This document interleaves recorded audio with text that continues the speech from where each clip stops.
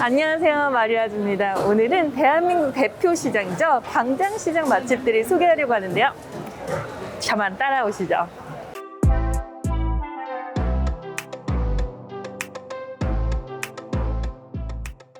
안녕하세요, 주님들. 마리아주예요. 얼마 전 소개해드린 응답하라 음마상가 편을 보고 많은 분들이 옛 추억을 떠올리며 즐거웠다는 댓글을 달아주셨는데요. 대한민국 최고의 맛집 상가를 꼽자면 주님들은 어떤 곳이 먼저 떠오르시나요? 오늘 소개할 곳은 30년 전통의 음마상가도 울고 갈 만큼 오랜 역사와 맛집들의 성지로 불리는 곳인데요. 서울의 중심지 종로에서 110년이 넘는 역사를 자랑하는 곳이에요. 대한민국 대표 맛집 광장, 바로 종로 광장시장이에요.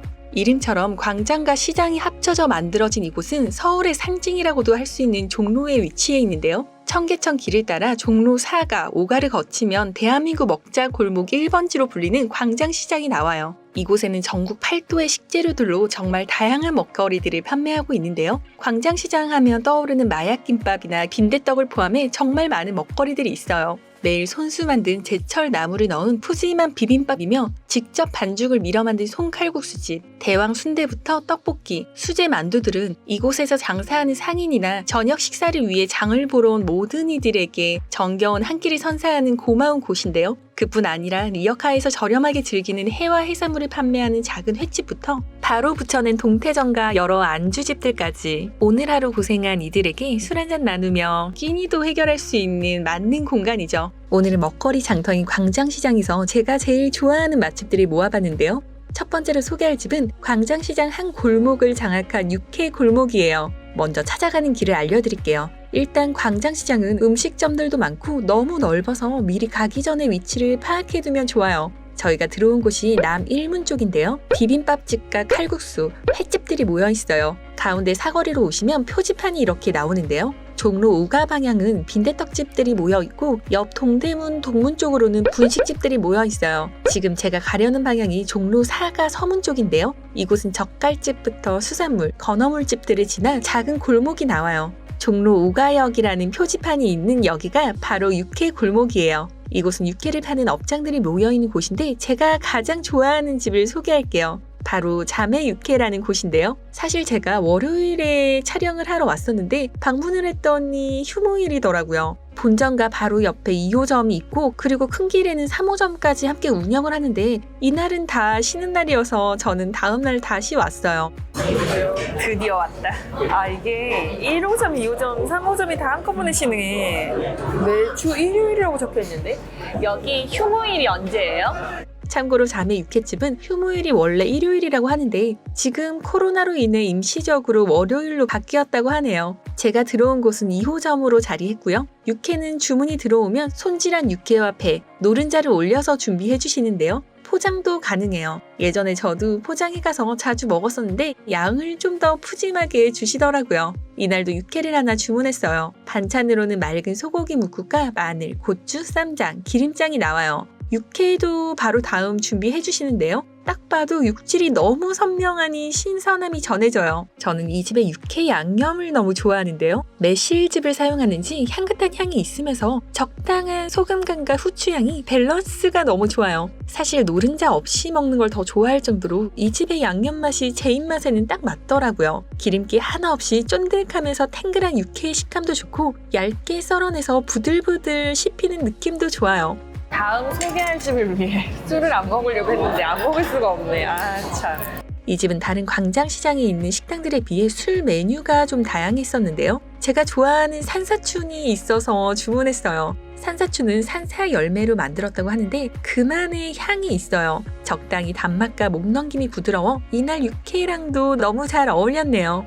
육회 덮밥도 있어서 하나 주문해봤고요. 깻잎과 오이가 채 썰어 나오고 고추장 양념이 들어가 있어요. 작은 걸로 주문했는데도 양이 꽤 푸짐하더라고요. 육회 한 접시와 육회 덮밥 한 그릇에 친구와 함께 술 한잔 나누며 부담스럽지 않는 금액으로 맛있는 육회를 푸짐하게 즐길 수 있는 곳이에요. 두 번째로 소개할 집은 광장시장을 왔던 분들도 이곳을 모르고 지나가는 분들이 꽤 많은데요. 백종원 대표님의 회사인 더본코리아에서도 식당 오픈 때 많이 참고했던 곳이라고 해요. 바로 동그랑땡이라는 메뉴예요. 광장시장의 동그랑땡은 우리가 흔히 제사나 명절에 부쳐 먹는 그 동그랑땡은 아니고요. 돼지고기 목살을 동그랗게 말아서 빨간 양념에 버무려져 나와요. 제가 방문한 집은 남매등심이라는 곳인데 이곳 이외에도 바로 맞은편에 오라이 등심에서도 같은 메뉴가 판매되고 있어요. 무려 50년 전통을 자랑하는 남매등심의 메뉴판은 올려드리니 참고하시고요. 저는 일단 동그랑땡을 2인분 주문했어요. 밑반찬으로는 개인으로 나오는 파채 무침과 동치미가 있고요. 무절임, 상추와 깻잎, 마늘, 고추, 쌈장과 함께 양념장이 나와요. 그리고는 바로 숯이 준비되는데요. 고기는 직접 구워 먹는 시스템이에요. 이 집의 동그랑땡은 빨간 양념색을 두려워하지 않아도 돼요. 맵거나 자극적이지 않고 달짝지근한 양념인데 적당히 칼칼한 고춧가루 향과 후추 향이 있어 어른들 입맛에도 좋아요. 이 양념된 고기는 불판에서 오래 기다리지 말고 자주 뒤집어 주셔야 하는데요. 그럼에도 불구하고 불판이 얇아서 금방 타긴 해요. 직원분들이 수시로 불판을 체크하면서 바꿔주세요. 이제 고기가 다 구워졌는데요. 숯향이 은은하게 배어있으면서 고추장은 역시 불과 만나야 제맛이에요. 불에 구워진 고추장 양념은 감칠맛이 더 좋아지고 고기 자체도 두께감이 꽤 있어서 식감도 있어요. 그리고 이곳의 동그랑땡은 밥이랑 무척 잘 어울리는데요. 공깃밥을 주문하면 배추 된장국이 함께 나와요. 깻잎에 밥 올리고 파채 넣고 동그랑땡 한 점에 마늘 하나 올리면 정말 최고의 궁합이에요. 이 와중에 또 술 한 잔 빠질 수 없죠. 사장님 소주 하나 맥주 하나 주세요.